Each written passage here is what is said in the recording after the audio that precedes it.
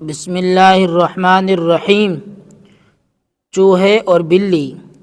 ایک بار چوہوں میں صلاح ٹھہری کہ آؤ کسی طرح بلی کا کھٹکا مٹائیں جو ہماری قدیمی دشمن ہے۔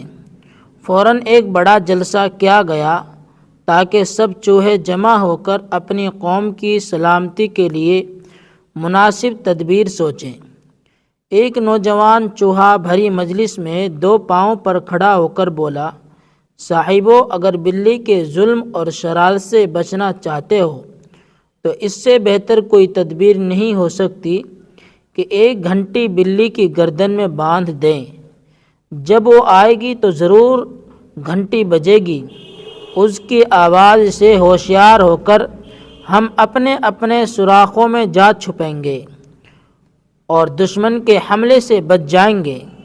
یہ نئی تدبیر سن کر